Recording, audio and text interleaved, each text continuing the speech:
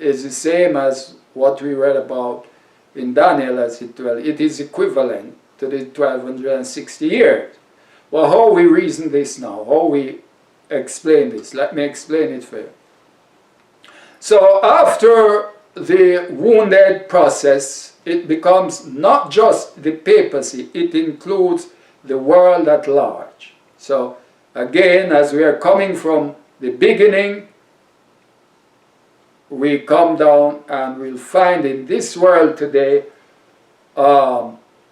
inclusion of all the kingdoms before. But we can explore this even further. You will remember that according to the Bible, John saw the beast during the time of the 42 months, right? 42 months would be the same as 1260 years, or Daniel 7, verse 25. Remember that Daniel spoke about the little horn, which of course we know is the papacy. We just spoke of that. And the papacy was to rule and wear out the saints and think to change times and laws for a time, times, and dividing of time, that's 1260 years. You know, we work out that. Remember, day for a year in prophetic time. Now that's perfectly corresponds with what John says in Revelation chapter 13. Now let's go. Revelation 13, and if you note very, very carefully, verses 5 through 7. We read verse 5 earlier, but let us read it again. Revelation chapter 13, verses 5 through 7. It says, and I read, And there was given unto him a mouth speaking great things and blasphemies, and power was given unto him to continue 42 months. And he opened his mouth in blasphemy against God, to blaspheme his name and his tabernacle, and them that dwell in heaven. So we see very clearly there that the leopard-like beast wore out the saints existed for 42 months. Verse 7 says, and I read, And it was given unto him to make war with the saints and to overcome them, and the power was given unto him over all kindreds and tongues and nations. Now I trust and hope that you observe the difference there between John's words in Revelation 13 and Daniel's. You see, Daniel said he shall wear out the saints of the Most High. He shall, future, right? He shall think to change times and laws. But John in Revelation 13 was looking back, you see. He said, he did. This is what he did in the past tense. What we're looking at here, brothers and sisters, is the fact that the leopard-like beast goes beyond 1798. Yes, the leopard-like beast goes beyond 1798, the time of the papacy. Yes, it describes the papacy existing or ruling for 1260 years, other words, 42 months. Yes, John did say that. But John also goes beyond the wound. He goes beyond the papacy. You see, Daniel again is looking forward prophetically, but John is looking back on this beast. So there is no contradiction. Here the leopard-like beast was the papacy. In fact, the world today came out of it, came out of the papacy, right? It came up as a result of protesting against the papacy. Don't miss that. Don't ever miss that. This world today we are living in comes about as a result of the protesting against the papacy.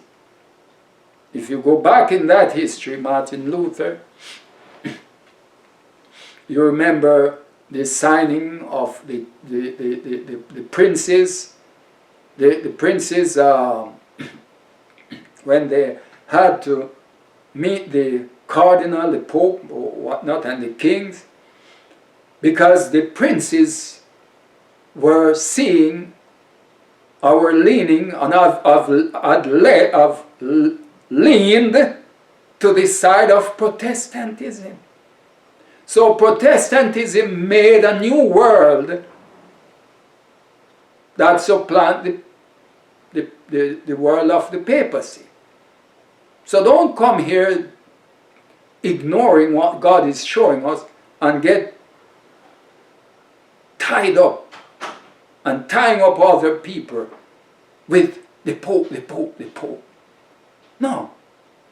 Protestant brought about another new world. And that's the world that we are living in today. It is called also the Protestant world, along with the Roman world. Yes, Rome is involved. Rome has a great influence. No doubt about that.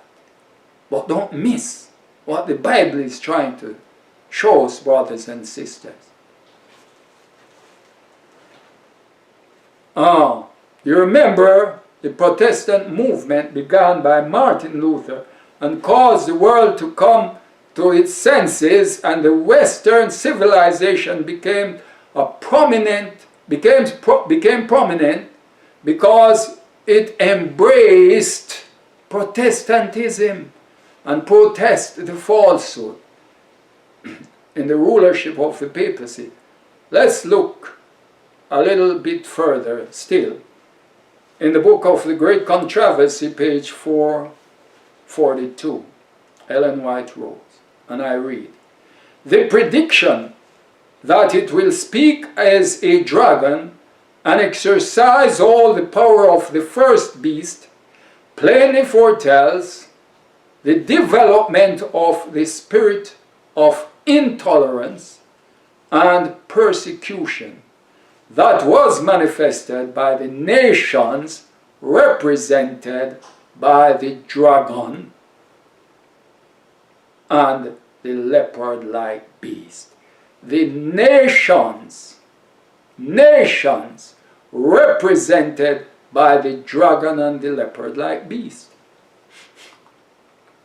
Here she calls the leopard-like beast what? Nations. It's more than just a religious entity, brothers and sisters. It's more than just the popes. She actually is talking about the nations as well. So here it is that the leopard-like beast would include the nations who have now their own authority, the Western nations particularly, and of course it would include Christianity, Christendom as a whole. Christendom as a whole. More than the 42 months. Moreover, the leopard-like beast blasphemed God and his tabernacle 42 months, which is exactly the same length of time in which the little horn power of the nondescript beast was to speak against the Most High and to wear out the saints. He was to do this for a time, 1 year, time, 2 years, 2 years. Again, time is 1 year, times 2 years, and half a time, half a year, right? Which is equal to 42 months. Both the leopard-like and the nondescript beast in the second phase were against God and his people for the same length of time, 42 months. 42 symbolic months, that is. Plainly then, the leopard-like beast reigns contemporaneously with the second phase of the nondescript beast, that the papacy part.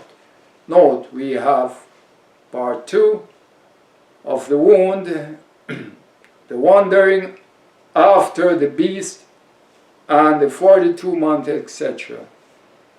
And we'll go to that in a couple of minutes. Section 3. Great Britain. When we talk about the Protestant nations, we have to talk about Great Britain. It's an historical fact that it was Great Britain that controlled a big chunk of the world, including the Middle East, Palestine. We just talked about Jordan, known as Moab and Ammon. Those were the descendants of Lot, now Moab and Ammon, which is Transjordan, east of the Dead Sea, modern-day Jordan. Great Britain controlled the Arabs, Africa, India, the Caribbean, and elsewhere. Great Britain, Palestine, example, the Turks controlled from 1516 to 1919, at which time the British took control of it. Brothers and sisters, this can't happen, and God doesn't show us that. God doesn't bring that into the argument. Because right now, after the Protestant world took over, the world was dominated by the English-speaking language promoted by Great Britain, and the cultures of the West spread through the world. You didn't see that part of it. As the saying goes, the sun did not set on the British Empire. So history bears this out. Since 1669, the end of World War I, the British Empire grew, while the Mohammedan or Turkish Empire, also called the Ottoman Empire, went down. And you can see the map of the Ottoman Empire. I have a map here, the Ottoman state.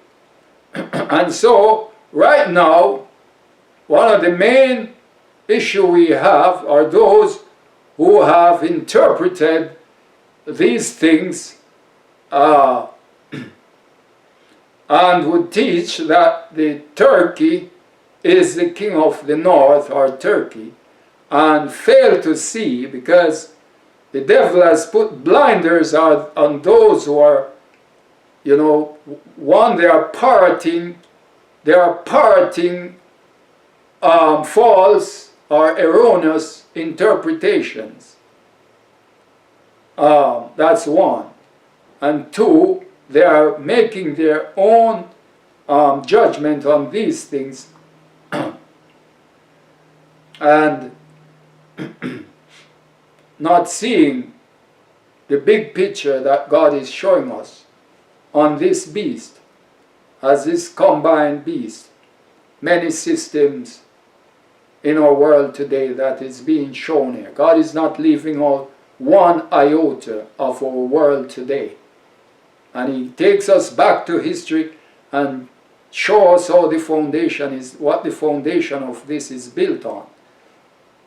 It was the English, it was Great Britain that spread Protestantism and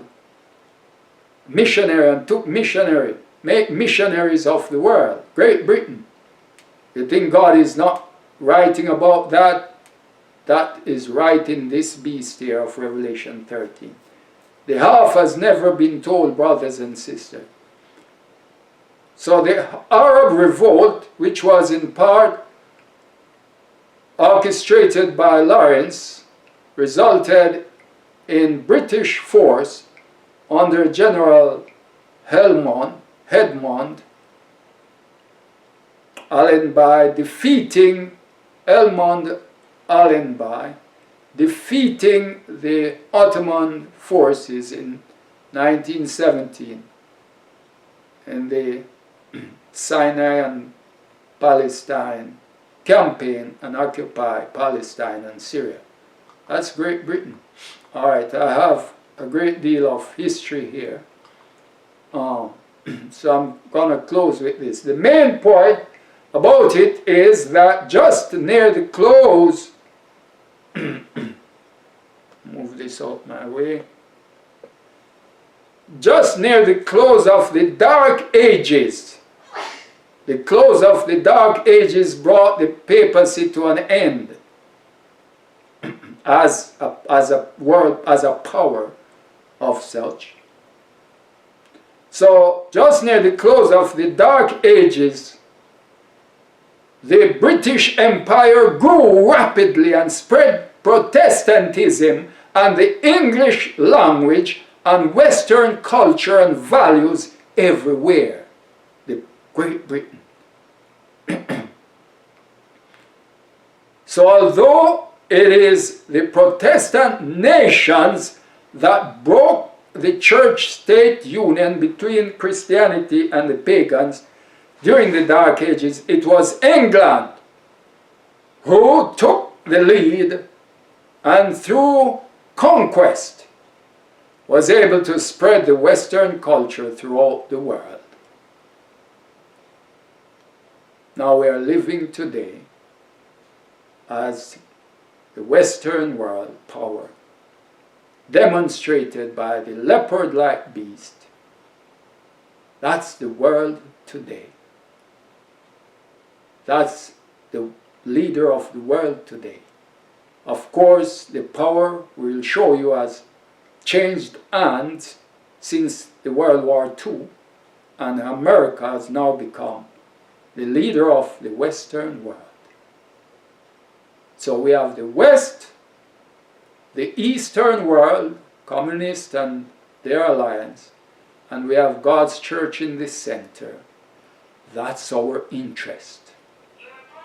That's our interest. God is at this time advertising for an army in His Seventh-day Adventist church to match the armies of the West, to be a step ahead of the armies of the West and the armies of the East. God's church will be prominent. God's church will be exalting His name in all this earth for the final gospel work. Will you be a part of this? You're welcome to be a part of the layman's movement, because the leaders have betrayed their trust. Hence, God is advertising for laymen, not to build another church, not to have an independent ministry, but to sigh and cry for all the abominations in His church today, so that we can receive the seal of the living God. Having received that seal, we are ready for the work, clad in the armor of Christ's righteousness, fair as the moon, clear as the sun, and conquering as an army with banners. His church shall go forth into all the world, conquering unto conquer. Brothers and sisters, there's no two ways about this. There's no two ways about this. And God is intentional, trying to get us to understand these prophecies, get us to understand the world yesterday, but more importantly, the world today and the world tomorrow. Take heed to the Word of God. For more information, call the number 1-800-729-7494. Ask for all the books. You have health book to keep our blood flowing with oxygen when we keep up on our health tips. We have prophetic books, booklets regarding the world, war, and all that is happening that we should know about.